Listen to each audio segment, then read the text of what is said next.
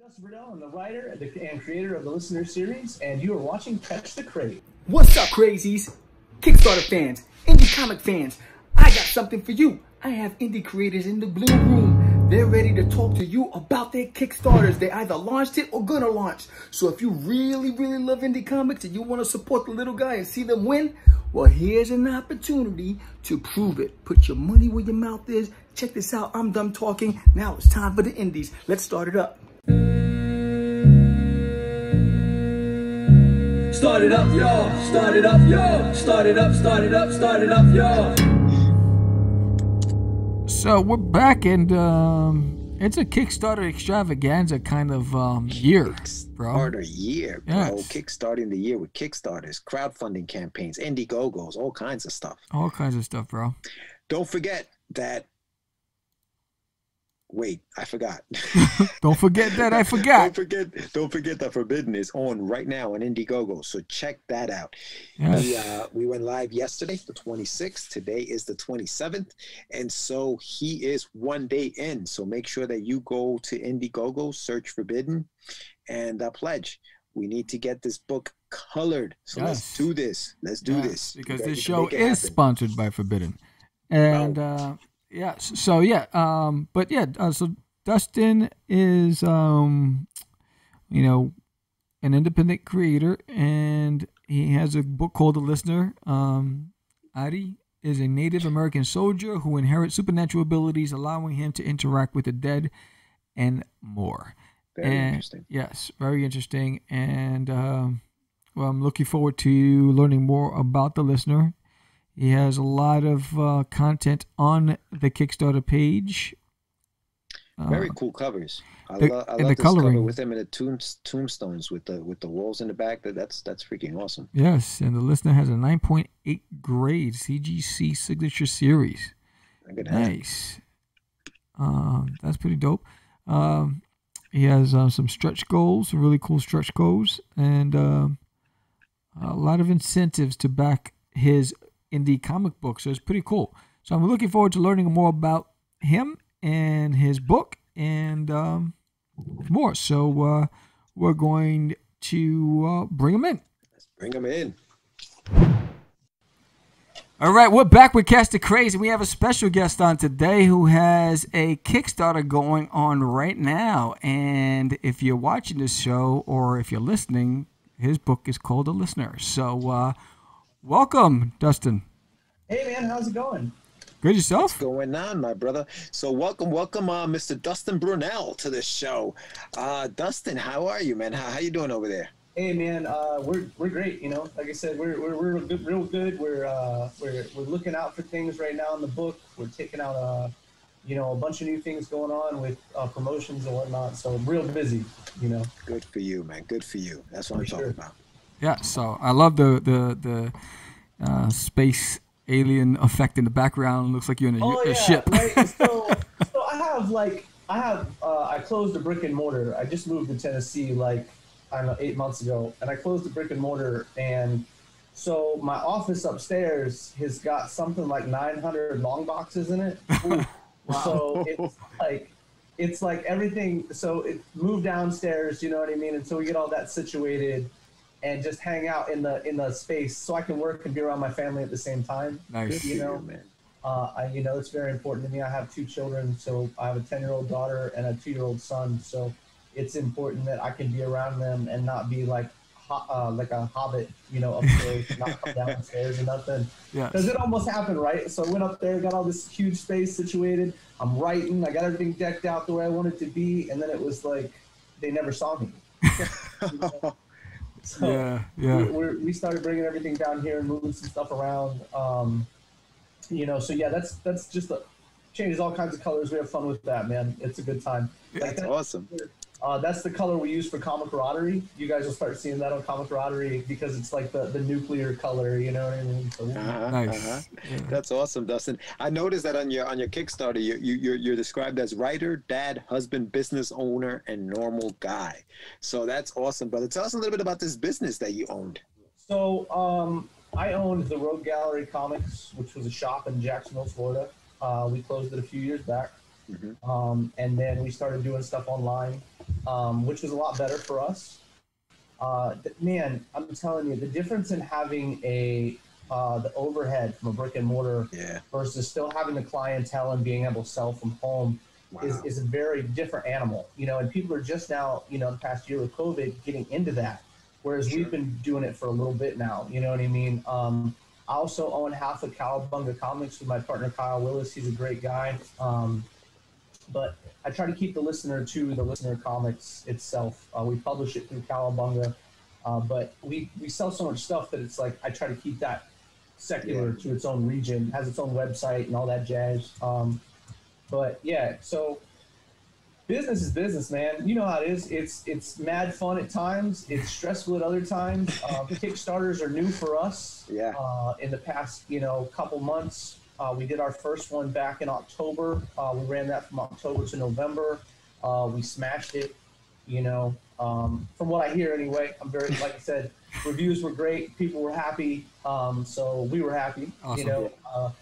But then now we're into the second one. We waited about a month because I'm writing 4 books right now, plus a tabletop RPG. So it was like I needed a management team. So we got with Inked. We picked up Inked so they would manage us, not just do our Kickstarter, but everything for us. Because I literally, if I'm not spending time with my family, which is like my most important thing, you know what I mean? I'm writing, man. Like I'm writing nonstop. So, like we're already like when I was about to get on with you guys the past hour, I've been putting panels in for the 3rd book. Nice. You know, so, yeah, awesome, dude. You know, I love the passion, man. I love the passion and the drive. I love it. Sure, for sure. Yeah, I mean, if you don't have it, you got nothing, right? Yeah, absolutely, dude. Absolutely. So let's go back before we come forward. What got you into comics growing up? So I grew up poor, right? I had like nothing as a kid. And my mom and dad, they moved onto my grandfather's farm in Chesapeake, Virginia, way out in the sticks, middle of nowhere, right? It's not like that now, but it was then. So, like, we didn't have nothing. And I helped my grandfather on the farm. I helped my mom and dad, and I'd get like $5 a week. And we didn't have like a comic shop or anything down the street, but we had like a old school mom and pop like general store, right? Yeah. Like we describe it like now when we talk about it, it's like one of those places where on a Sunday morning you could go get like real donut. Right. You know what I mean? Yeah. So we'd go in there and he'd give me like $5 and they'd have spinner racks up in the front. And I'd snag a couple books and a Slurpee and be straight for a week. You know what I mean? Yeah. And those were important times because like my room was like up in the attic. Like we didn't even have we had a barn that they refurbished into a home so we could stay there.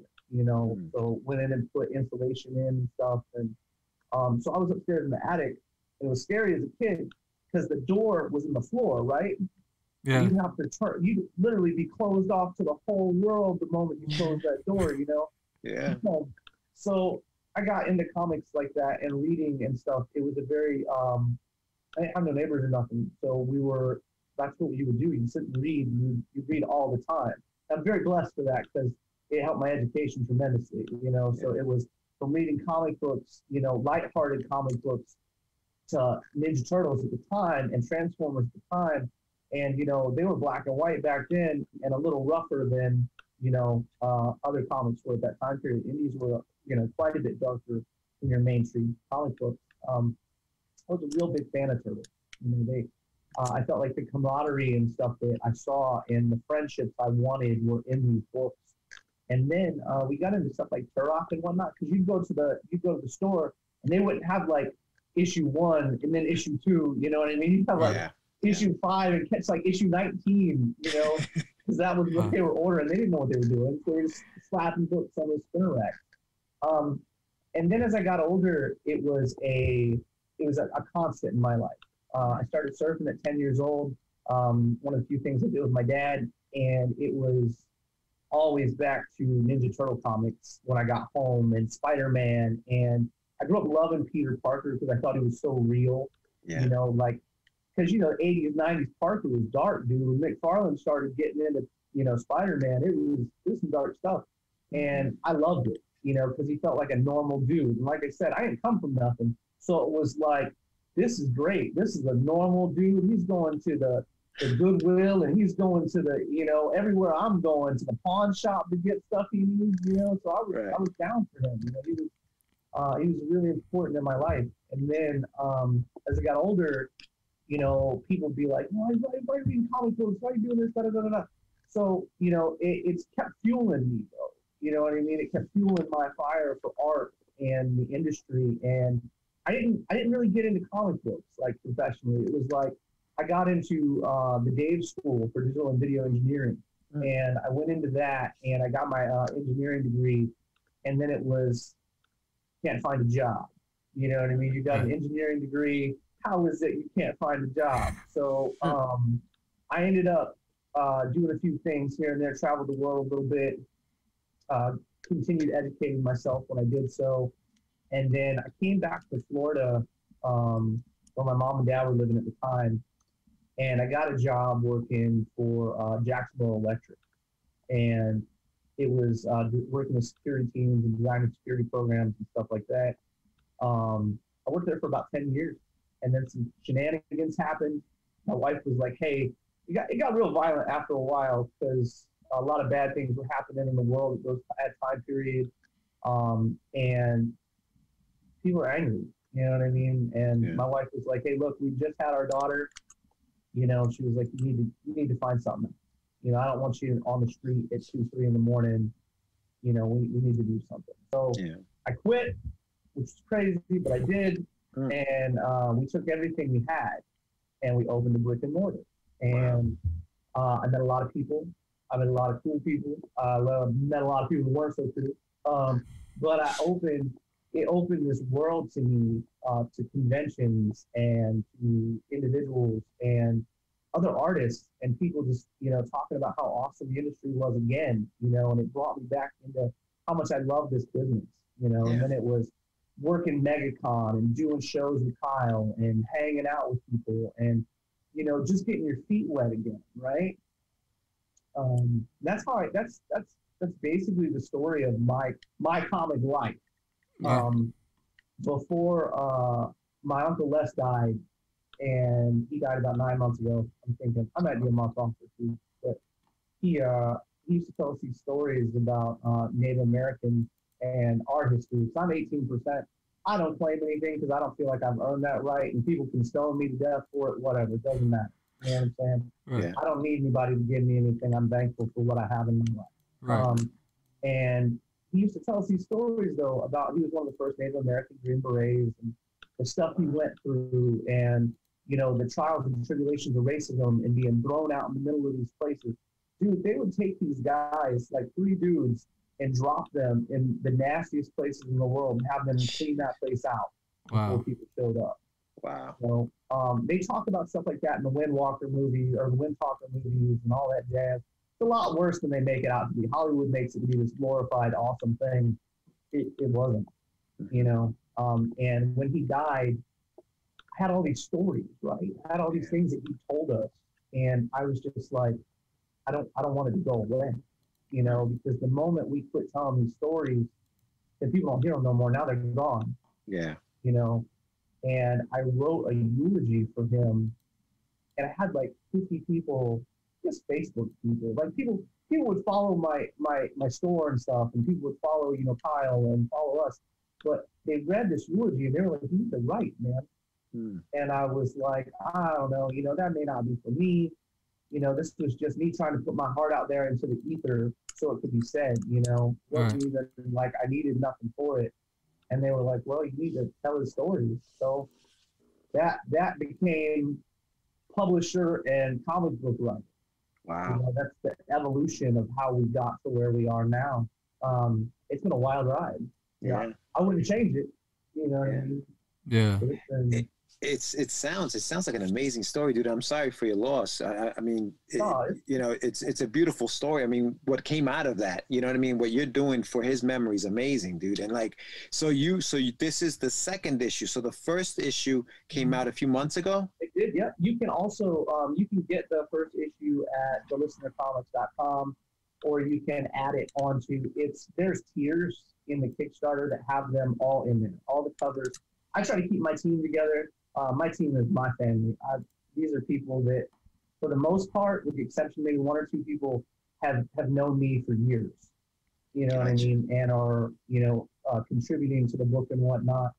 You know, I'm thankful, you know, for everything. You know, I don't, you know, he used to talk about spirits and stuff, and we get into that big in the listener. That's a huge deal with that, but that's for later down this conversation. But he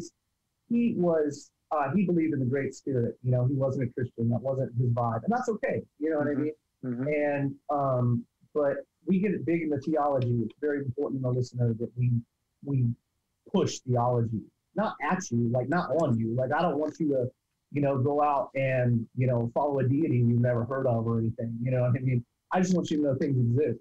Yeah. You know what I mean? They're a world. Our world is so big. It's not as secular as we like to look at.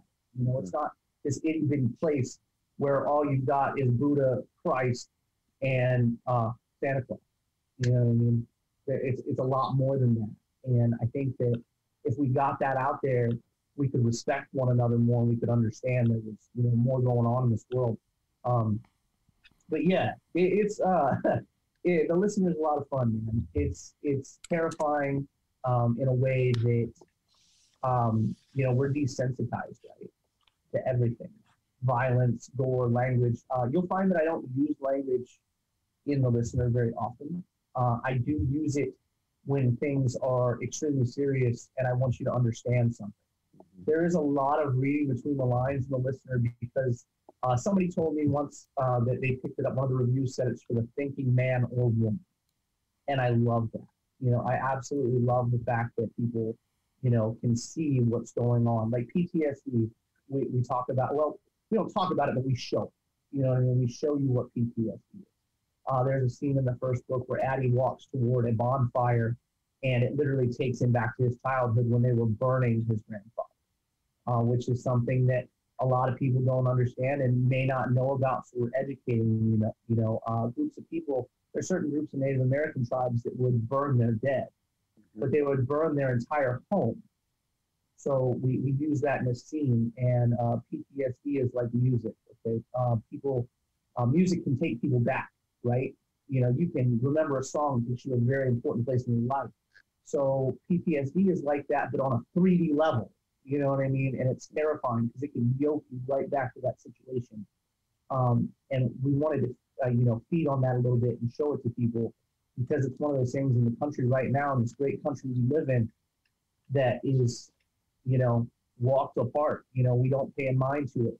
You know, there's plenty of folks that suffer through it and can't afford medication for it and stuff like that. So we try to bring real life into the listener, as well as the theologies and stuff, because there's scary stuff out there, you know. Absolutely. And if it's not talked about, it goes away, but it only goes away so far as you don't have to deal with it. There are still people that deal with it every time you close that door.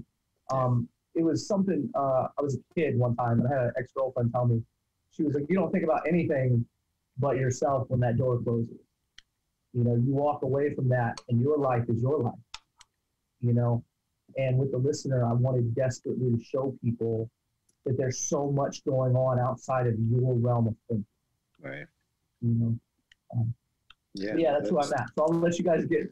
We'll get into it. Dude, that's awesome, and I love the perspective. So tell us, I mean, for those who maybe just jumped on and have not heard of the listener and what it's about, tell us about the book, tell us about the story, and then we'll go into the Kickstarter. For sure.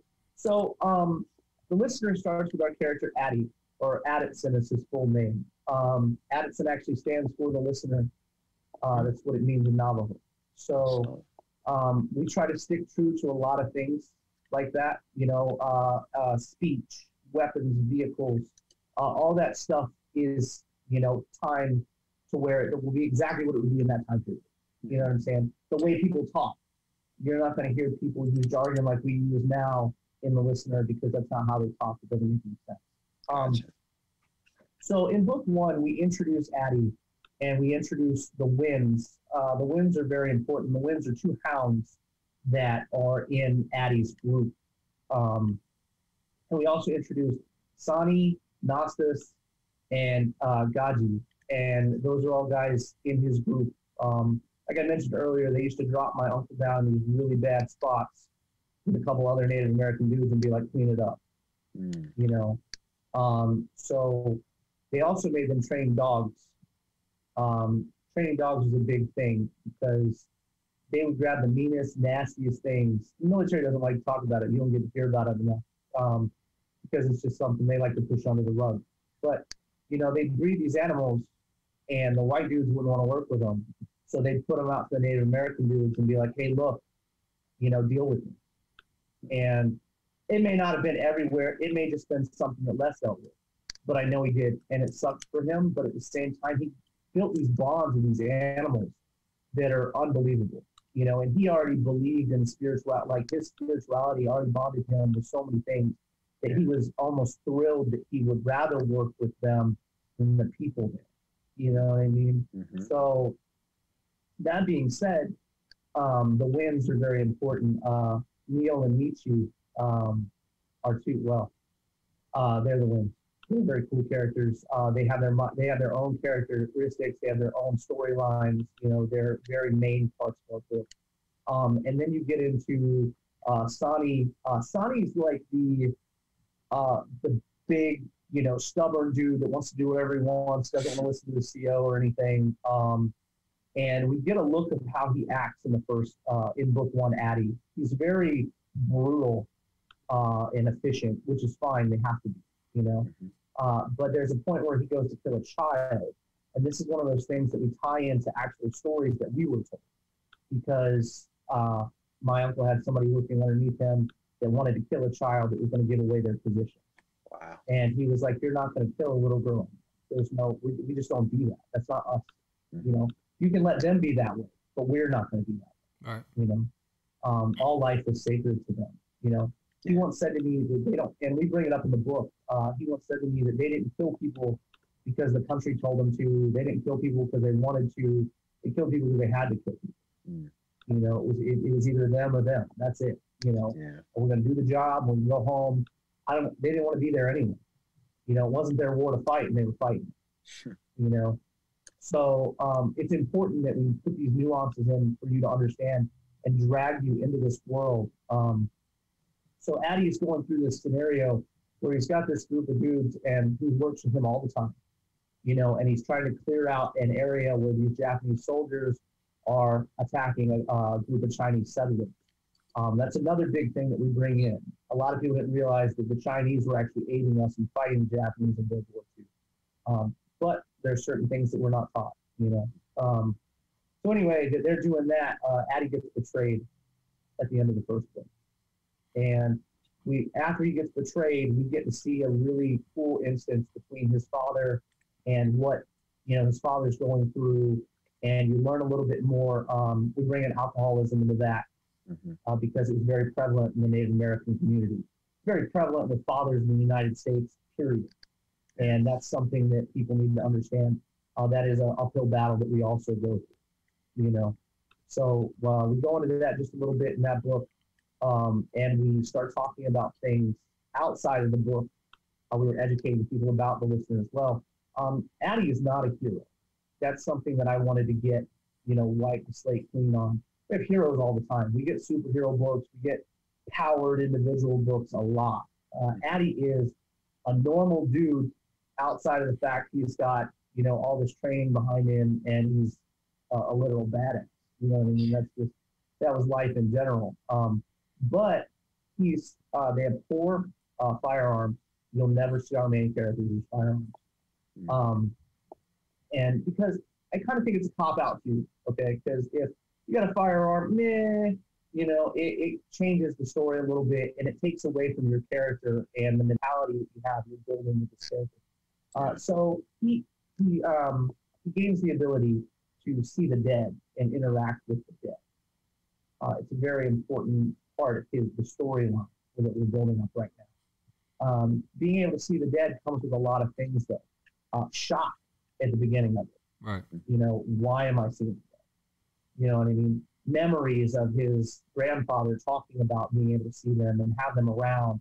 His father's alcoholism was caused by the fact that he didn't want to be the listener. He's the third of his name. He didn't know what, you know, after his father died, it went down the line. You know what I mean? So grandfather is the first one, Addie Sr. is the second one, and then the current Addison is the third. You can only have one listener at a time. And that was one thing that we found interesting in creating these characters and this world that we have, which when I say world, it is very big, and we'll get into that. But it's you can't be a superhero right now in this. So readers in this day and age, they don't vibe with them. You know what I mean? We've had superheroes for so long that I wanted you to have such a real person to read. You know, I modeled Addie's the way he acts, the way he talks, the way he carries himself after that. And it gets to this point where, in coming into book 2, you got to see spirits for the first time at the end of book 1. They talk, and you get to hear them in certain situations and PTSD sequences in the first book. But I really wanted you guys to. I wanted a story. I didn't need an origin. Like, I didn't need for you magically to have the ability to lift cars. You know what I mean? Or run super fast. We had to build up to this story and get you to know him. Because it's him that you need to love and him that you need to fall, you know, for his story and be with, not like his power. You know what I mean? To get to see the dead is one thing. You know, interact with him is different. So you build up. You get into book 2 now. Now we're in When Winds Weep. The titles are always very important for us. I didn't want to do number 1, number 2, number 3, number 4. Each of them is a standalone chapter, in my opinion. Okay. Because you can pick up When Winds Weep and enjoy it right off the hat, because you can understand everything that happens in the book. You know, you can look at it and be like, well, I understand what's going on. There's no, you know, what, how, you could literally, like, I wanted it to be like when I picked up those books as a kid off the spinner rack, you pick it up and you'd be like, I don't know why Captain America's fighting dinosaurs, but that's dope. You know what I mean? I'm down for Captain America going at it with the dinosaur. So I wanted you guys to be able to pick it up and be like, wow, that's really cool. So they're all standalone stories then? They're all, I mean, they go on after each other. They are in sequential order. Okay. But they're not.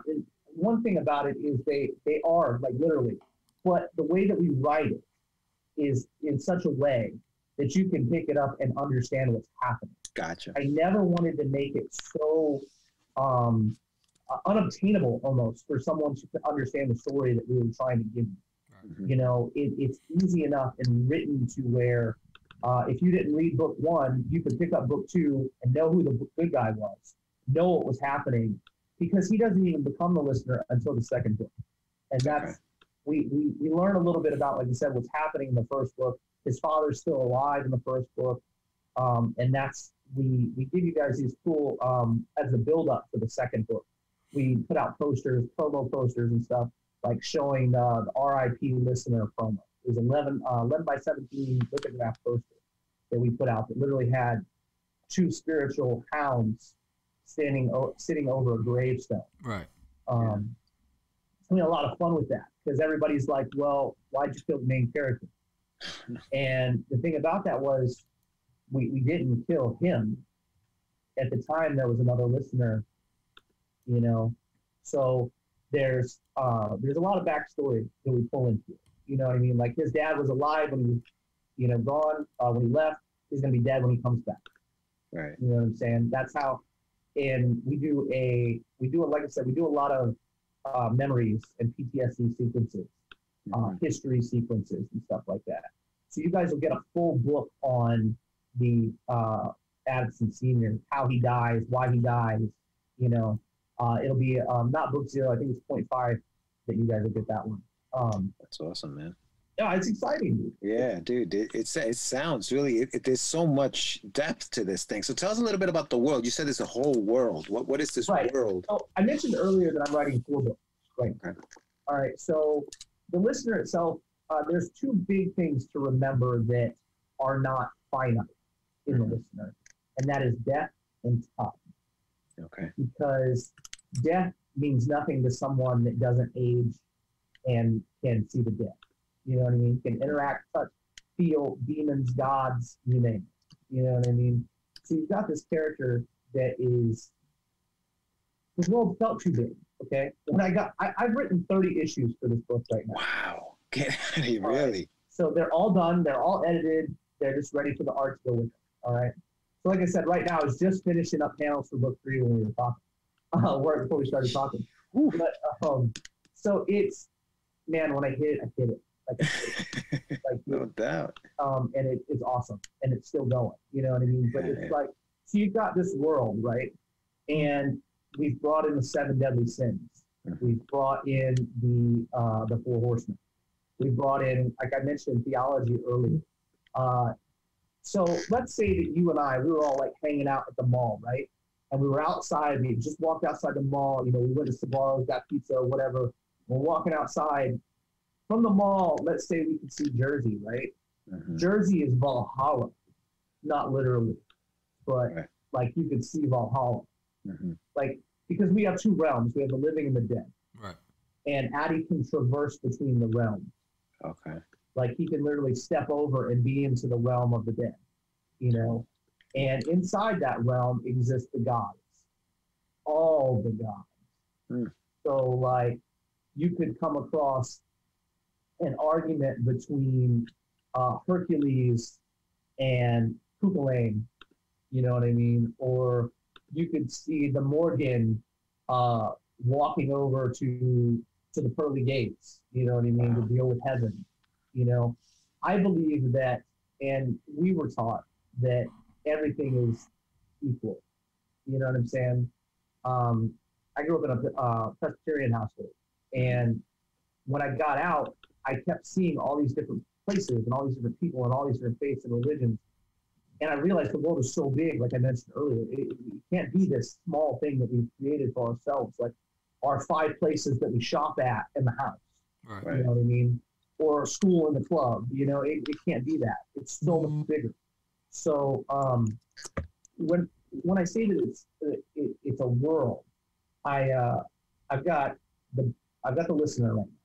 Okay? It has its own art team, you know, its own editor, all that jazz. Yeah. Then I have the secondary series that we're putting out in like 4 months from now, which is actually about a 10-year-old kid and his monster under the bed in the realm of the listener. You know, but he's in modern day, so he's dealing with different things than Addison would be dealing with.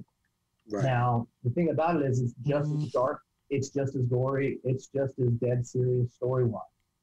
But he's dealing with things that a 10-year-old kid does in this modern day, plus this creature that is fighting demons by night and helping him with his homework later on. You know what I mean? And it's a lot of fun to do that because I can pull characters from Addie's story into, you know, the secondary series. All right. Now, I mentioned earlier the 7 deadly sins and the 4 horsemen. So we're building up to this event called, currently we're doing what's called the Road to Sin. And we're going to come up on the Sin War. It'll be a couple of years. We're like I said, I've written pretty far out right now. Yeah. But it's all building up to this huge event that these 2 books will collide in, you know, because you don't have to read the secondary book to keep up with the listener. You know what I mean? And vice versa. They're just characters that live in the same world. It'd be like Spider-Man showing up in a Fantastic Four. Gotcha. You know, he does it a few times. They go over his book a few times, but you can enjoy both books alone. We're also putting out a book, the tabletop game, like I mentioned. The cool thing about the Listener Road to Sin tabletop game is and that's the actual, but the cool thing about it is, you know, when we were younger, and still to this day, if you have a favorite villain or favorite hero that's not the main character of a series, and you're reading it, they disappear, right? And it's like forever. You have no idea when you're going to see that character you like again. Okay. So we pull our characters into the Road to Sin. So you'll see them in the tabletop game. You know. Okay. And it is an RPG. It is not like you're not playing Monopoly or anything. It'd be like similar to D&D or Werewolf the Apocalypse or something like that. Right. But all the campaigns are written canonically, right? So if I put out a campaign, it has to do with the story in the main book right now. You know, you'll get to see a few little backstory issues. Nothing that would be extravagant, you know, like nothing that you would miss out on if you weren't playing the game. Yeah. But it's just backstory and interesting things that you would get to do with the characters living in the world that they have. I like that, man. I'm also writing and it's going to sound real weird because it was weird to people until they sat and thought about it for a few minutes most of the time. But I mentioned the Four Horsemen. Okay, so the Four Horsemen work for Lucifer. I mean, if you go back in the theology, you know, they work for Lucifer, Hades, right? You know, whatever. Those are two different characters in my series as well. Lucifer and Hades are two different characters altogether. But Hades is a neutral character in our series. He does have the Four Horsemen. They do work for him because they no longer work for Lucifer, who has disappeared. Hades is currently running the realm of the damned, and he keeps everything neutral, right? Because if things are jacked up, the souls move and don't go where they're supposed to go.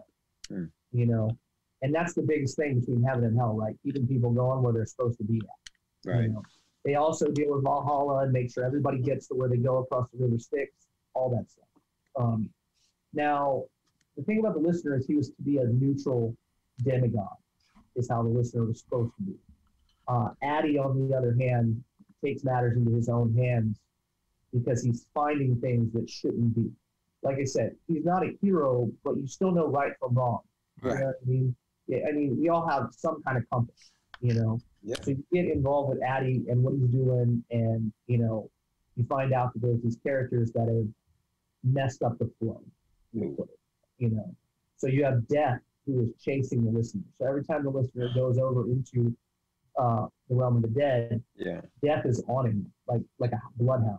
You know what I mean? Shit. So we're writing a short series about the Four Horsemen. Okay. Right? So because they're not bad characters, you know, they have their job. You know, in the celestial body, they have the job to keep the neutrality and the peace between the different realms. Yeah. So Addy, on the other hand, appears as a threat, keeping neutrality. When in reality, he's actually trying to keep the neutrality that should be existing. But yeah, there's a lot of characters, man. So there's this huge world we've created. Like I mentioned, the 7 deadly sins are going to be working against the Four Horsemen, who are working against Addy and are in this realm. Alongside that massive story, like the overarching tale, you have. Are you familiar with Supernatural? I'm sure. Yeah. Okay. Mm-hmm. So, Addy, like, I love the first couple seasons of Supernatural, right? Yeah. What are they up to season like 12 or something? Like they just keep going, bro. It just ended like 6 months ago, 7 months ago. Yeah. Did it? Yeah. Like, yeah, it's done for good now. But it was like, but they hit like season 5 and it became the same story. Yeah, they just kept. Yeah, that's what I heard. Yeah. So, I really enjoyed the first. You know, I like the stories. Mm-hmm. I love it. Like I mentioned earlier, I love to read. I love to listen to people's tales. Yeah. So we do all these mini stories in the listen, you know, like the Chupacabra, you know, Lorona, you know what I mean? We get into a lot of that stuff in different areas. Nice, dude. Like traverses the world dealing with these things that are hurting people and doing things they shouldn't be doing and are acting out in a way that they normally wouldn't. Because normally, okay, if you've got the Chupacabra, and let's get away from the whole goat sucker thing, because that doesn't, you know what I mean? There are far darker tales with the Chupacabra, you know what I mean? Like kidnapping children.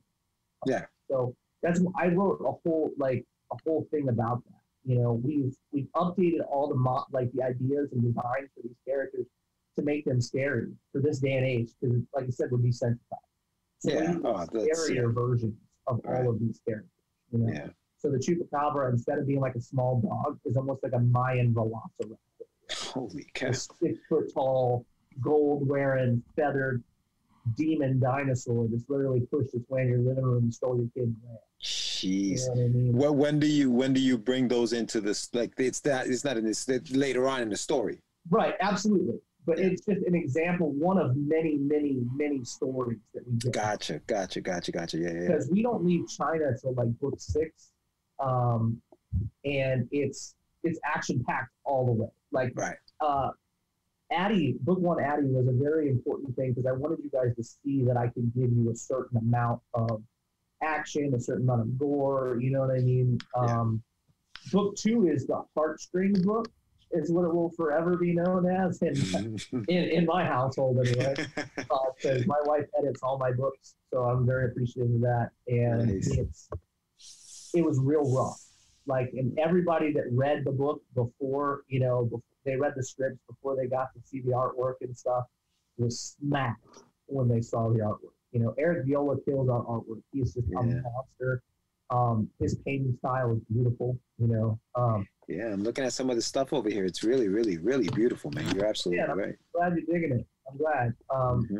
We take a lot of stuff for, you know, out with the listener. We want you to be able to grasp these concepts and stuff that are really important. I think that's funny about covers nowadays, the comic books. A lot of times they have nothing to do with the comic book. So we wanted to make sure that our covers all had something to do with our comic book. Like Marissa's for book 2 and wins. We just got it. And we just put it up on the Kickstarter. Actually, is Lan, and she's a young Asian woman who's been betrothed to another dude. You know, because at that time period you did that. You know what I mean? Yeah. Trying to make your house better, so you would, you know, marry off your kids to somebody else and whatnot to get a little bit of better standing in society and stuff. So, you know, so she's a really pretty character. Doesn't stay around long, but it was fun to add her to a cover, to give her a cover, you know, chance while she's in the book. You know, her younger sister is Lee. They are two. Lee becomes a main character throughout our entire series. And I wanted to have a book where, and it's going to sound really strange, but none of my main characters are white, right? None of them. And it was important to understand that it was from Les's point of view with these characters we created. You know what I mean? Lee is actually a young girl that he does assist in a village, and I took her character and brought it to life. And I think in Road to Sin, we use her as a quest giver in Road to Sin, and she's like 60 years old. So it's a lot of fun to be like I said, time is not finite in the listener. So it was a lot of fun to be able to write older versions of my characters. You know, it's a very deep story. Yeah, sounds it. If you like the supernatural, if you like scary, if you like gore, if you like learning a little bit, you know, because we're ignorant to a lot of things, right? So, like the other day, I was telling a buddy of mine, I was like, don't say something for spirit animals. Please, it's real disrespectful. Don't say it. Yeah. You know, I wouldn't go, hey, look, Jesus is sitting on my shoulder or something. You know, let's not act like that. You know, because and people are ignorant. It's not on purpose. You're not trying to harm people's feelings. You know what I mean? I'm a big advocate of changing the Kansas City Chief logo. You know what I mean? I just, what would you do if you put like a white dude's head on a shirt? You know what I mean? Just decapitated head and we're walking around. That's our symbol. You know what I mean? It's just, all right, I don't mess with it. But it's important that people understand where we're coming from in the stories we write, you know, and where they're coming from as a whole, you know. But we get into some things that are a little bit deeper, you know, and it's important they get told, though, like I mentioned. You know, like we do, book 0 is how Addie gets into the military. Wasn't a great trip for him. You know what I mean? Why he got involved in the military. You were just literally coming on to reserves and telling people they had to join the draft. You know what I mean? You didn't give people a choice. You were going to draft them. You know? Like I mentioned earlier, he didn't have a dog in the fight. They were making him fight anyway. Yep. You know, so we get into some deep stuff like that. But like I said, I want to educate people a lot too. So we get into the scary stuff. We get into supernatural. But that's all a secondary portion to what I want you to get from the book itself. You know what I mean? I think there's the first time I use a curse word in the listener at all is where Nasus literally kills a bunch of demons and raises his hand and he's like, how in that book? You know what I mean? Because at the time, that term was used abundantly, you know, and you still see people do it today, you know, or hey chief, you know, get out of here. Yeah. Don't do that nonsense, you know. So it's important. Like, I think that you can enjoy things and still learn at the same time, Right. you know, because the notation that we use, you know, is to literally show you it's an insult. You know what I mean?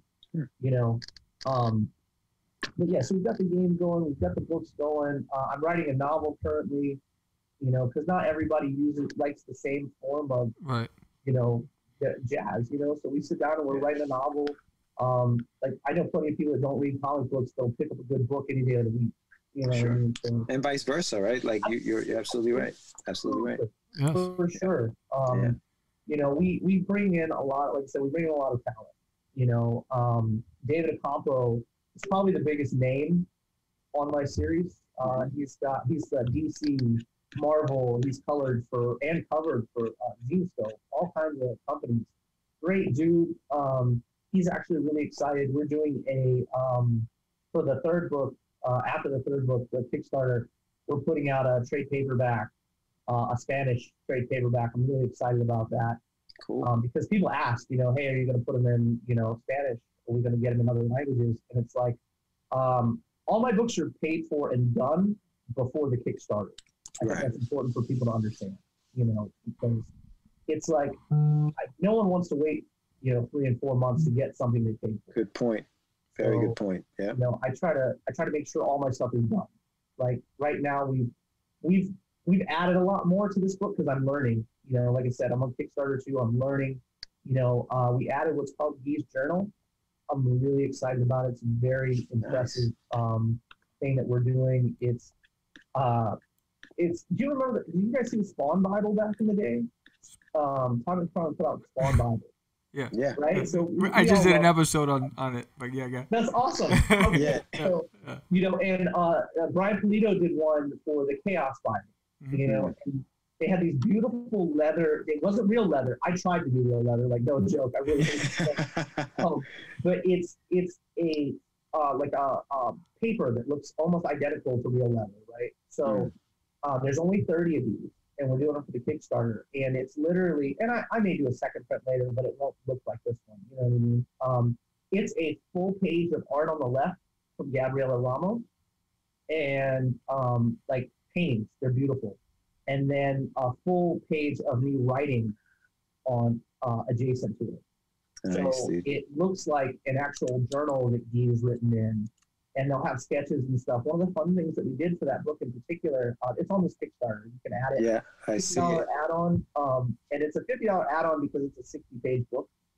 And anyway, so we went in and we made it look like, you know, there's words crossed out and stuff. Like there's so much cool stuff done, sketches done in it, you know, to make it look like they were done in his hand, you know. But it's 30 characters, 24 of them that we've not introduced so far that you guys would have read or seen. And the challenge to that was, how do I give you these characters, these backstories, without giving you spoilers, right? So that was a very interesting thing to me to write something like that. Had a lot of fun with it. And a really neat thing about it is we took on our Facebook page, you guys should definitely follow our Facebook page. Do a lot of stuff with that. We do giveaways and interesting things like this. We went and offered anyone that was interested in sending in a piece of fan art. And if you send in a piece of fan art, I'm putting it in use.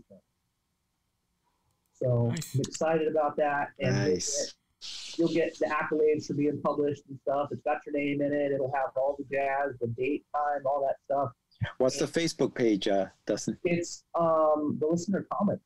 The Listener Comics? Yeah. Sweet. No, that sounds awesome, dude. Super, super cool. We had a lot of fun on there. You'll see team members of ours get on there and do stuff. You know, we try to involve people. Like I mentioned earlier, breaking that fourth wall. You know, that's very important to us. Whether it's learning, experiencing music, thought processes, whatever. But the cool thing with that was being able to put a fan's artwork adjacent to Gabby's artwork, you know, which is super, super cool. Everybody's been having fun with that. Originally, it was only going to be one person, and we thought it'd be neat to do everybody. and we were very thankful. We got some cool pieces to put in there. I think our youngest entry was like 8 years old. So wow. Oh, wow. That's awesome, dude. We're publishing that for him. We're putting it in there. Really excited about it. And then we went with the, getting into the Kickstarter and stuff like that. Mm-hmm. We did the soap, and soap is infamous right now. We're having a lot of fun with that. I know. I saw that. It's one of your pledges here. Or what is it? It's actually you know what I like about the Kickstarter, Dust, not to cut you up, but is that it's very affordable. Like everything that you have on here, it's like, oh, okay, cool. $20, dude. That's like, let's do it. You know what I mean? Right. So it was never about making money. Right. You know what I'm saying? And I know that sounds like counterproductive and whatnot. But when this happened, it was literally I wanted the stories. Right. You know what I mean? Right. And then it was like, okay, well, if I can do this, pay my artists, pay everybody else, and continue getting these tales done, man, I don't need to be Hugh Hefner. That was never my wife does real well. I'm blessed. She's my best friend. She, she's helped me through my life, and we've been together 15 years now. I'm really excited about that. Yeah. I appreciate it. That's congratulations, man. Very short. Thank you. It was if I could make enough to pay the mortgage, pay for this, and make sure everybody had what they needed, that I could always support my artists and make sure they got paid every month.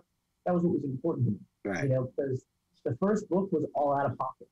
Like it was literally $6,000 out of pocket to make sure these guys all got paid. Right. Wow. You know what I mean? And then it was like, okay, second book. You did all right. Let's get into it. More money out of pocket. You know what I mean? Yeah. And like, if you notice now, my Kickstarter is only like, my goal is only $2,000. Yeah. It's not, like I said, it's not because that's what it costs to make the book. That's what it costs for me almost to pay my interior guy. That's Eric. Eric needs to get paid. I want to make sure I can pay him up front, like all the way up front, not just, a couple hundred here, a couple hundred here, a couple hundred here. I'd like him to be able to enjoy his life as well. You know what I'm saying? I can pay you whatever, all for the interiors. That's what you can focus on. No more odd jobs. Focus on this. You know what I'm saying? That's my goal. Like I said, my team, my family, I'm really blessed to have. And the soap, though, mad fun, dude. It smells like whiskey. It came in today, right? Like, no joke, it came in today. So it smells like whiskey, gunpowder, and campfire.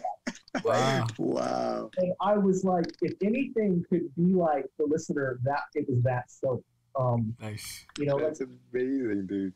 Dude, it's so good. Like, it came in today, and my wife picked it up, and she was just like shocked by how much whiskey it smelled like. You know what I mean? Well, for everybody listening, the whiskey soap is $10 on the Kickstarter. So get on there and check it out, and definitely back this. This is funny, man. So go ahead. I'm sorry. So no, man, I appreciate it. The whiskey soap, right? When you guys get it, it's like a bar that's like that big, right? And it's literally, it's amazing. Like, you're literally like, at first when you first smell it, you're just, oh God, it smells like your drunk cousin that used to come to parties and whatnot. You're just like, oh man.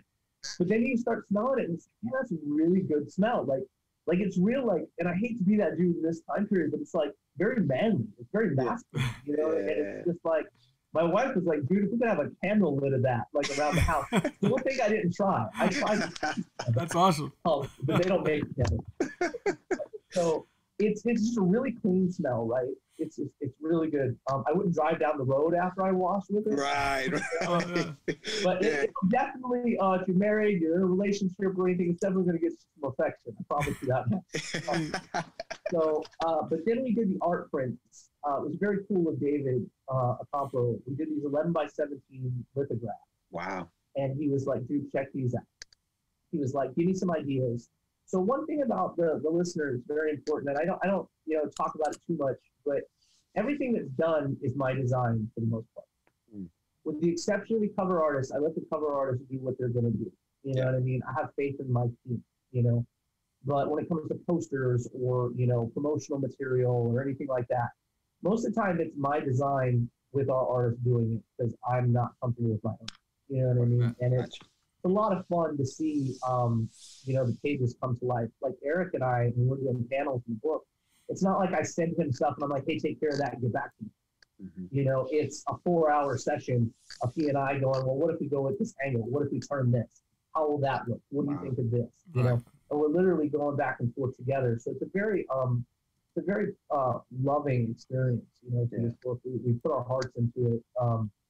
Speaking of that, we are a project we love on Kickstarter. I like that. I don't even know how I got that, but that's sweet.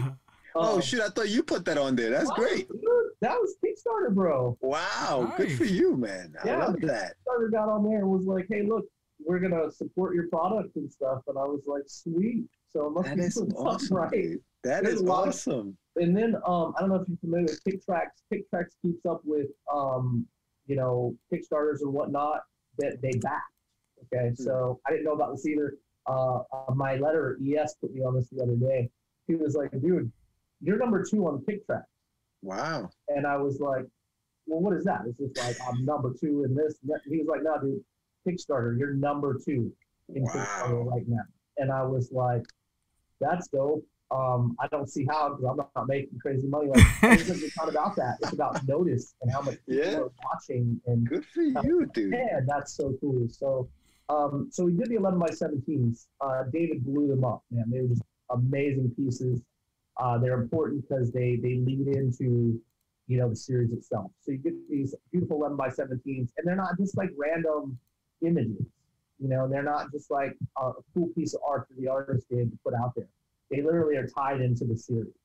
You know, we do have a listener die in book 2. You don't see it happen, but it happens, and you learn it happens through the series and stuff. You know, it was important for us to have a poster. You know, and that's where the Winds Weep come from. You know, the winds are weeping is a very important thing for us to tie the titles in with each book. And then, so we've got dice, right? I mentioned the game earlier. So we've got these amazing dice, and they look like actual bone, right? Yeah. I got the demos. They're so good. They look like actual bone. Each of them is different. Like if you guys both ordered a set of dice and it got to the house, they'd be different. Really? Like your D10s, your D20s would look different because you're not going to get, because the way marrow is and stuff in bone, it would never look the same. You know, the way they're cut, it just would look different. And then we do we've got a foundation that we're donating to. Yes, I was going to ask you about that, Dustin. That's awesome.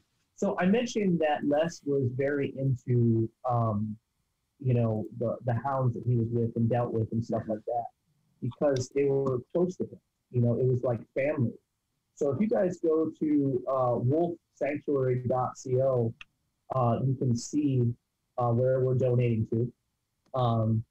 Really cool folks. They're not open to the public, but they do a lot. You know, and I absolutely refuse to let wolves be a story that we forget. You know what I mean? And we're encroaching on their land. Yeah. You know, their lives. Yeah. So we need to at least take responsibility for the fact that we're doing so. Everybody else is getting help here and there. We can't let, you know, animals get left out. You know, and I know that sounds like crazy and whatnot, but you have to remember, religiously, a lot of faiths are different. You know, and we hold wolves to a very high standard. You know, within ours. So I want to make sure that people make sure that they, you know, they know. You know, even if it's just $1, even if it's just the people saying, "Hey, virtual high five to us, the listener," you know, they'll get a portion of it. You know, just for saying, "Hey, thanks for paying attention." Right. Because I don't know how many times, you know, the winds or you know the hounds at the time, and in reality, kept my uncle alive. I couldn't tell you. Right. You know, his stories are wild, and I want to make sure that as people, you know, I don't betray almost a family member to me. You know what I mean? So I want to make sure we get back a little bit.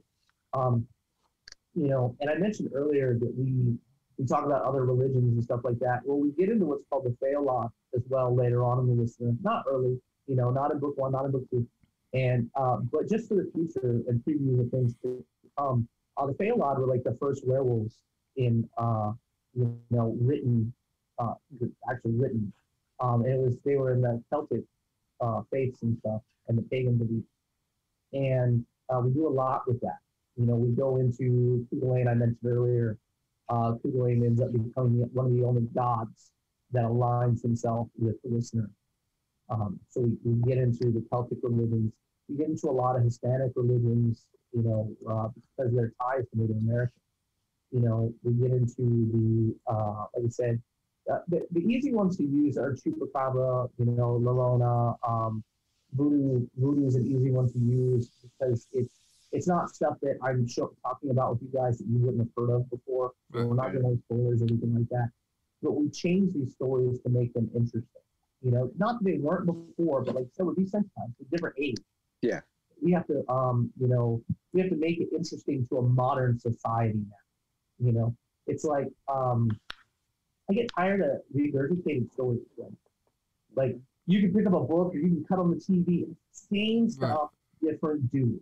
You know what I mean? Yeah. The superhero saves the damsel, or the guy races a different car than he saw in the other movie, or it's a lot of that. Yeah. And original ideas and original IPs are so few and far between that the fact that I had one meant that it needed to be done in a way that almost honored the fact that it was an original IP. Not a rewash or a paint job on something else that you guys have done before. So I'm doing everything I can to make sure you guys get the coolest stuff you can get. That being said, with the Kickstarter, there is a $500 original art that you can opt into at the very bottom of that. That is our highest tier. That is from Eric Viola, and he's working on some really dope stuff. So, awesome. And it's not like it's going to come out. It's not like a cover sketch. It's a piece. So that's exciting. And then we've got some sketch cover ops on there too from Adam Viola, David Campo. You can look in there and see Adam's work. Adam's done a couple beautiful covers for us. He did Sonny's first appearance on a cover, which was awesome. And then he also did the cover that we use for most things right now for promotions for Win Wins is Adam Field's cover. I was going to ask you, is that the one with the wolves? That is the one where he's standing in front of a gravestone. Yes, love that. Yeah, with the wolves in the background. There's the ghost. Yeah, that's beautiful, brother. So those are all what we call noble spirits in the background. Yeah. And if you look at them and you've read the book, the first book, we give away a lot with that cover. We really do. But it was when he called, Adam does covers differently. Like I send him the scripts and he's like, man, I pull where I'm drawn the most is what he's like. He's like, I'm drawn to this particular scene. I'm drawn to that scene. So when he sent me that, I was like, that's beautiful. It's stunning. It's from the heart. Let's use it. Because emotion is so powerful, right? If I'm bored, I don't want to read it anymore. And I think that's one thing that we do with the listener is the last page of the book one, Addie, came out. And it literally wasn't in print until a week before we sent it to the print. Like the last page was not even a thing. And the 24th page of it. And I was like, we're sitting down and I'm talking to Eric. And I was like, do you think this is going to work? And I remember him going, I don't know that people are going to get it. And when we get the books reviewed, that page is everybody's favorite. Yeah. So I was like, man, how do I top that? I promise you I topped it in 1 2. And it was such an epic thing to top that. So henceforth, it's my own personal mission to make the last page pop harder than any page I've put out to date in each book. So it's a lot of fun. You put out your own goals, right? Yeah. Have a goal like, they say that people that are accomplishing things they put out their system. They're going to do this by this, and this. My big goal, man, every time is make that last page pop. I want you guys to love the book, but then go, holy cow, I have to wait 2 months to get the next. We do give away our PDFs out with every physical copy of the book that's sold. And we're always selling the PDFs at $5 with our Kickstarters. One cool thing about that is, like this one will have the first and second PDF for $5. The next one will have first, second, and third for $5. I'm not going to change that. I don't think it needs to be done. You know what I mean? I think it's important that people can get caught up. And it's not like it costs me to give you guys PDF. So it's important that people understand. I want you to get caught up. You know what I mean? And in this day and age, I realize that money is so, so important. And I mean, not to say that it's not always important, but now it's even more so than ever, I think. You know, so to be able to make things that are priced affordable for people is very, you know, on the top of our list. Right. But yeah, so we've got the art stuff in there. We've got the soap, which is really, really cool. I love the soap.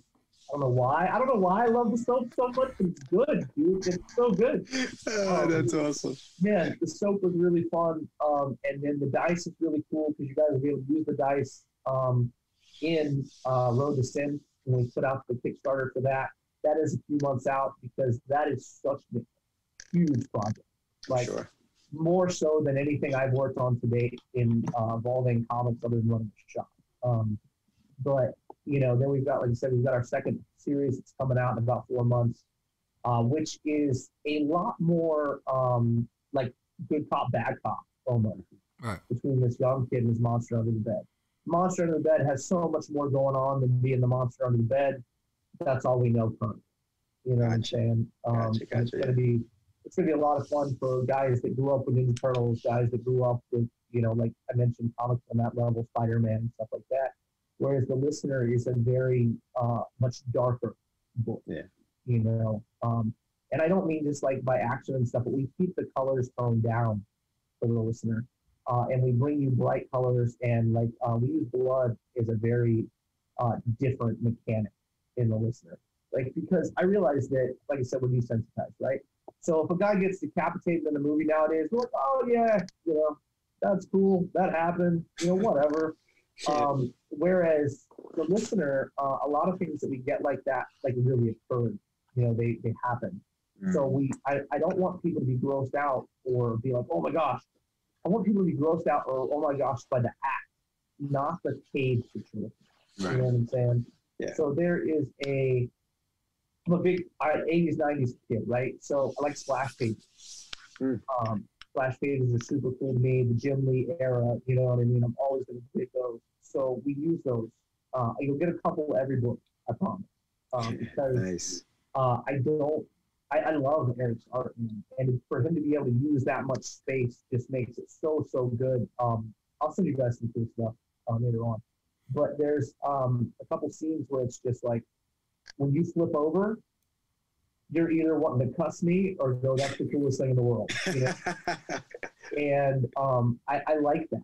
You know, so when you get our splash pages, you'll never see any lettering on them. Right. Because it's just the art. Absolutely. I believe it'll take away from the scene that we're trying to create. Interesting. For sure. Good stuff, dude.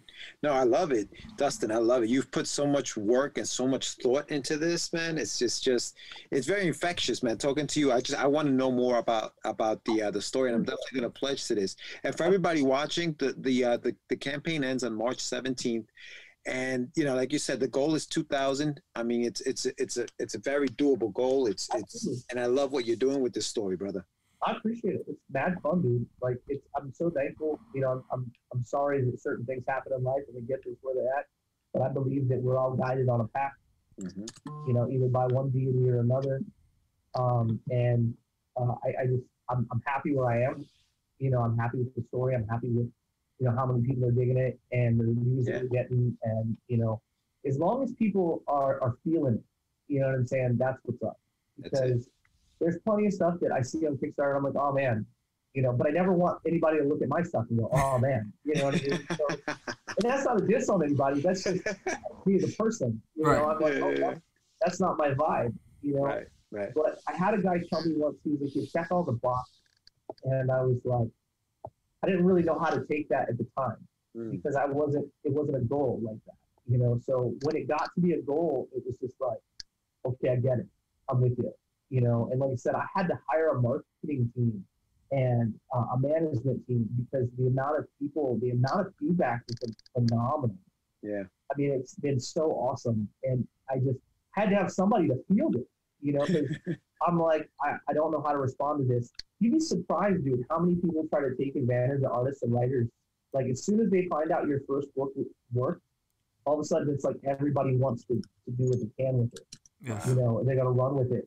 you want to make more money off my stuff than I wanted to make off my stuff. You know what I mean? And it's funny to me. So I literally had to get people to field it because like this particular Kickstarter, I got 40 messages from people talking about they want to do this for me and they want to do that with me and they want to and it's like half of them aren't even real though, right? Half of them are like bots and stuff. And I was like, I don't know how to deal with this nonsense. Right. You know what I mean? Right. So hey, Inks Maga, Inks, can you guys do that for me? Kevin, get over here and help me out because this is shenanigans, you know. And I'm very thankful, like I said, for shows like you guys. You guys are a lot of fun, and it's like dude, to be able to talk to cool people, you know. And that's one of the coolest things you don't even think about, right? Like you do a project, and there's these neat little after effects to the projects you do. Right. You know, people are happy and this and that, but then all of a sudden you're getting to talk to dope people and you know, see other people's lives or aspects and things. And, you know, I went and I almost had a listener action figure, right? Nice. And because I was going to put it on the Kickstarter. And it blew my mind. So when I tell you the game is a huge undertaking, like huge, because I'll give you an idea. I went to have a figure made. It was about 2 inches tall, 3 inches tall, right? That I was going to put in for all the backers that backed before we hit $2,000, right? Mm-hmm. And when I went to do it, it's like $6,000 to have the mold made. Yes. Oh my, just the mold, right? I was like, what? Yeah. Who can afford that? Yes. Oh, I want $2,000. You're talking $6 just for the mold. I can't do that. So you know, we did something really cool though for the backers that we're offering for the backers before the 2000. And Marissa Pope, like I mentioned, she's the most recent cover. We've got one more cover that's going to pop, but Marissa's came out and Gwen colored it. And Gwen is such a solid person, guys. I promise you, Gwen is super, super cool. Like I said, all my team is super dope. But Gwen sent me this. She said, I paid for one file, right? And she's an amazing human being. She was like, I got you other variants. And I was like, okay. So she sends me these amazing variants, right? So you've got your trade dress and then the virgin, right? So the trade dress is a red, and the virgin, the trade dress is pink and the virgin is red. So, what do you know? Oh, we get blinded. Monkey, we love that baby. Yeah, give me a kiss before you go to bed. Come here. Quick. Come here. Quick. All right. I love you. Go to bed.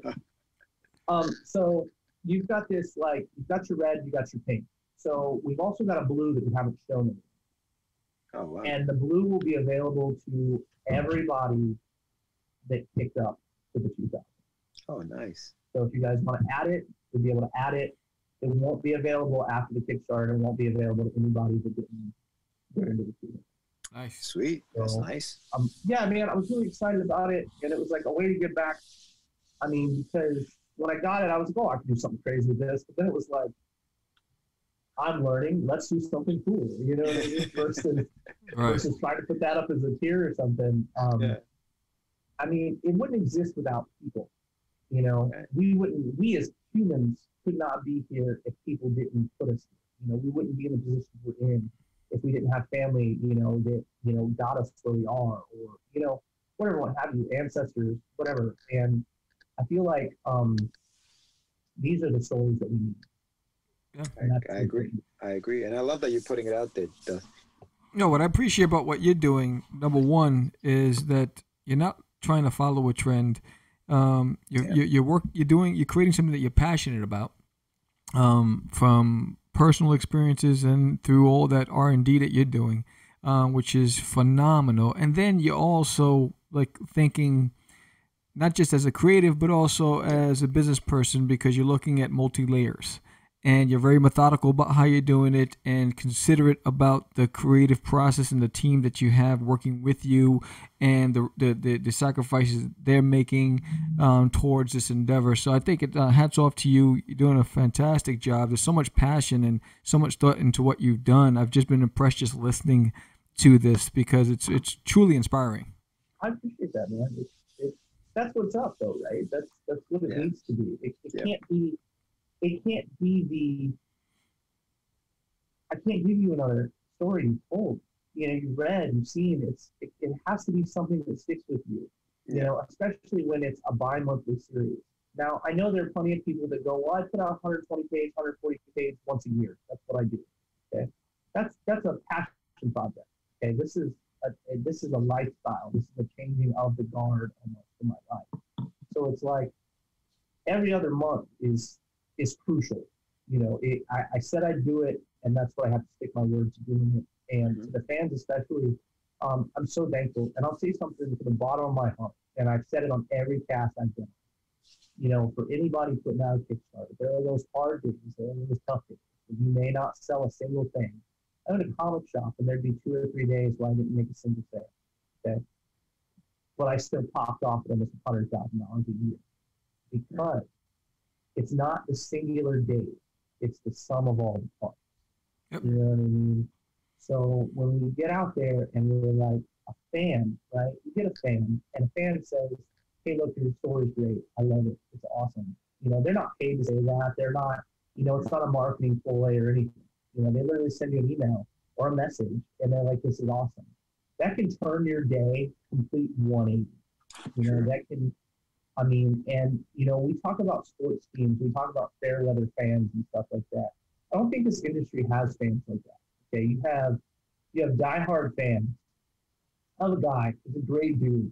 And what he does is every time Adam does a piece for us or with us, the guy comes out and buys every tier. Wow. And he's one of Adam's biggest fans. And he's a great individual, you know. I have 3 fans right now that are in the UK that are some of the coolest people I've ever met in my entire life. Sweet. Nice. What they do is they have their own shop, right? 3 great dudes, they got their own shop.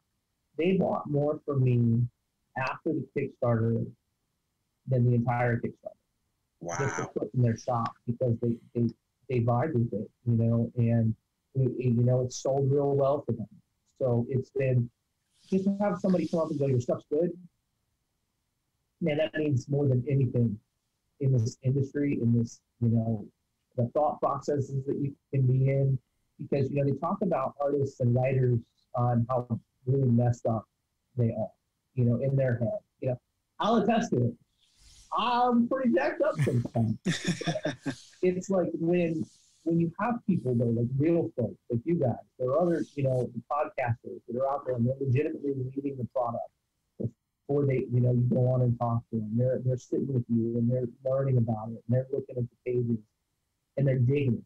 You can tell someone that you vibe with versus somebody that's just there for that 5 minutes, you know, that you're on with them or seeing them, you know, and it's a powerful thing. And I joke about the fact that comic camaraderie, you know, I've got that show, but it's such a cool thing to gel with people, like real people. Yeah. You know, and I think the listener does that. I think the listener takes us out of a comfort zone and puts you into a place where you have to look at it from another mentality or another place. You know, you may walk out and look at your neighbor and be like, "Oh, I don't like that guy. I don't want to deal with that guy. And, you know, he shovels his snow the wrong way," whatever. You know, but it's the same stuff, though. You don't know what that cat's going through. You don't know what his life is like. You know, just because he don't drive a Beamer don't mean he's not a cool dude. Right. You know what I mean? And that's what something I really want people to be able to get from the listener, you know. The alcoholism, the understanding that it's a disease. You know, there are a lot of things that we talk about, the PTSD stuff, you know, different religions and the different things they do. Just because it's not something you do doesn't mean it's weird. You know what I mean? Yeah. If I talk about the fact that we burn a family member instead of burying them in the ground, it's just what we do. It doesn't have anything to do with the fact that we're trying to be different and stand out. It's just it's life. You know what I'm saying? Like there are a bunch of cats right now that are talking about stuff in music that people have been scared to talk about for a long time, and it's dope. You know, I'm so behind with what we got going on in this artistic movement right now, especially with indie comics, man. Indie comics are pushing so hard, you know, and we appreciate everything you guys do as, you know, as casters and, you know, guys that talk to people and get out there and do your research and hang out with folks and give them the time and exposure. Absolutely. You know, dude, Dustin, you got to come back, bro. You when your stuff could, dude, you definitely. I mean, listen, we can talk for hours about what you're doing, and I want to know more about that game. I want to know more about that game you put it together, because you got to come back. Yeah, man, I'll get you guys in. Friday night, this coming up Friday, after we do Comic Lottery, we started doing and we'll do it earlier, not this Friday, but next Friday. Right. We're beta testing live with fans. Oh, wow. Cool, man. So if you guys want to come hang out, you guys are welcome to jump in the cast. I'll put you in. We'll talk about your show. We'll hang out and whatever else. Man. You're a beast. You're a beast. It is. Dustin, you're the man, brother. You're the man. Thank you so much for being on the show, my brother. Yeah, we are definitely going to have you back, and we really appreciate it. Everybody watching, you guys got to get on the listener. It's on Kickstarter right now. The link will be in the summary. Yes, we're going to have the link on there, so everybody just I'm pledging. So and then where can they reach you on social media? So on social media right now, everybody's trying to get me to use Twitter and stuff. I suck. All right, I'm not great. So I am the Listener Comics at Listener Comics on Twitter, and I'm on Facebook as me, with Dustin Brunell on Facebook. I'm more than happy to talk to folks. I've got no bias. If you guys want to add me on Facebook and shoot stuff or whatever, or talk about comic books, I'm always on Facebook. It's so easy to get me. And mind you, I may have to weed through it, you know what I mean? But I'll get to you, I swear, because I love talking to folks. And then you can go to the Listener Comics Facebook page, sign up, man. You guys can get in there, do giveaways like I mentioned earlier. Nice. I just gave away an Adam Fields copy of Adam Fields' first cover issue with us, the Emerging Variant. Really excited to be able to do things like that. And we do it all on there because it's easier for me to reach out to you guys and talk to you guys on there because I suck at Twitter and everything else. So Facebook's not easy to me. Hit me at Dustin Brunell, and I'll take care of you guys. I promise. I'm gonna make sure you guys get some soap. I really like that'll be the closest thing to drinking that George has ever done. There you go. And like I said, it smells good. You know what I mean? It puts you up to the right when spot. you said whiskey, I was like, I love Jack Daniel's Honey Tennessee whiskey, and I was like, what? There you go. Say what? Yeah. But like I said, I'll get back to anybody that reaches out. There's never a time. Another thing that's important with us guys, signatures. They're on all my books. I don't charge you guys for a signature. I don't charge people for custom signatures or anything like that because we're all one people. Yeah. And it's just my name, man. And if we go back to giving names, just carry power, right? They carry a lot of power and a lot of faith and belief. That's what I want people to understand. I am equal to anybody and everybody. So I'm gonna give you my name all day. Outstanding. Hey, thank you, Dustin. You're the man. Thank you so much, brother. Yes. It's been, thanks for having me. You got it. Hey, yo, dude. We'll talk soon. Definitely. Yeah, for sure. Thanks, guys. All right, my brother. So, that was Dustin Brunell. I mean, the guy's got a lot on his plate. I mean, dude, when you think it's deep, it's a crazy. Deep story, man. I like it. The story is extremely intriguing. I'm turning off this light because it's just bothering me. Very well thought out. Everything is very thought out. I mean, I think the planning stage, the development phase, the selection of the creative team that he's working with, the risks that he's taking. You know what I mean? Because putting out of pocket because he's looking at a lot of small battles, and he's going to win some, he's going to lose some, but the goal is to win the war. And I think hard work pays off. I think he has the right mindset. He has the what is it? The courage to see it through because he believes in what he's doing and he's passionate about it. He's written. He's got 30 stories already of it, and he's got a game. I love that he's excited about the soap. That's awesome. That was funny. The soap is funny. It's funny. It's funny. I was looking. And that's what's great about this show is that, we've had a lot of people who have crowdfunding campaigns.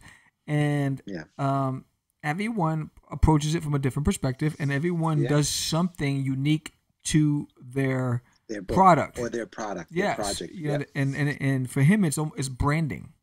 Yeah. You know what I mean? It's like everything is tailored towards what he's doing, and I thought that was pretty cool.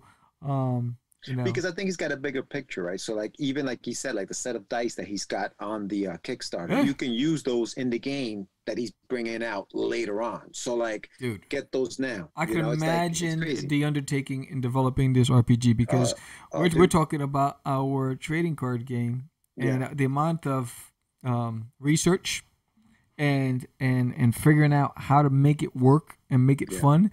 Yeah. It's time consuming, and so I can imagine the fact that he's working on multiple titles, and he was smart enough to say, you know what, this is starting to gain some traction.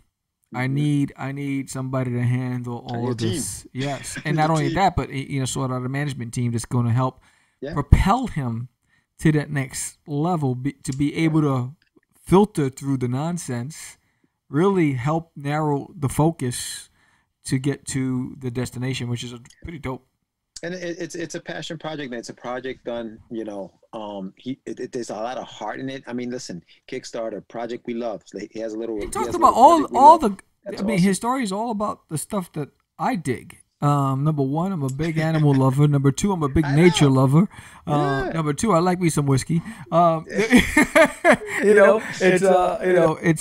me, it's I love the whole spirituality of it, being one with the universe. I mean, all that stuff is. It's like, man. I mean, he's knocking it out the park with all of these topics, and it's not traditional comics, which is awesome. Also, yeah. Yeah, and so for everybody watching, make sure that you get on Kickstarter, search The Listener when winds weep, and we're gonna have the link down below anyway. Yes, click on that, pledge to the Kickstarter. Like again, I said it ends March 17th at 7:30 p.m. So March 17th at 7:30 p.m. is the last day of the Kickstarter. Make sure you get on there. Dustin's an amazing dude. Fun conversation. I mean, he's deep. The man is deep. I love it. Yes. And so check it out. Don't forget also to subscribe to the channel. Subscribe to the channel. Hit that like button. And if you're listening on iHeart or Spotify, check out the video, because on the screen I was playing some of the rotating some of the images from his book. So you want to get that visual perspective. So I know you probably listen to us at work. I hope you do. But when you get home, put on YouTube on your lunch break and check it out. Don't forget, you want to sponsor an episode of Catch the Craze? It's pretty simple.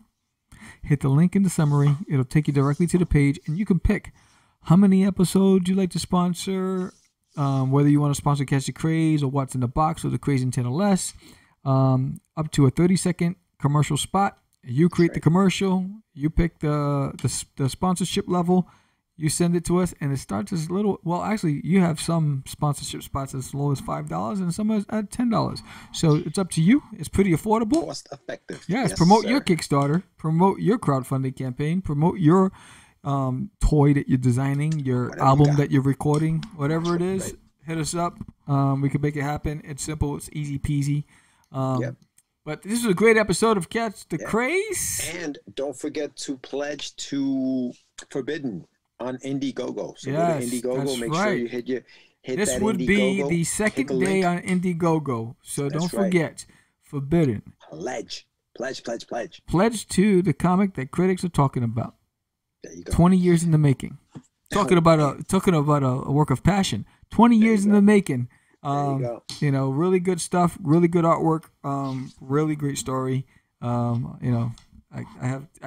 know the writer personally. Go check it out. Close. He's very close to the writer. So check it out. Pledge. Go to Indiegogo.com. Give us a thumbs up. Link will be down below. And pledge to the campaign. We'll talk to you guys in a few days. I'm Sam the Crazy Man Ver. George the Dreamer Medina. And we are out. It's just easy. It's not. Crazy. Acquiesce. No, I was talking about my friend Acquiesce. I met him. Say my name, right? This is what you were thinking? Oh, Lord. He described me. He said, I'm the... Catch the Craze. You're listening to Catch the Craze. You're listening to Catch the Craze. You are listening to Catch the Craze on Catch the Craze. You're listening to Catch the Craze.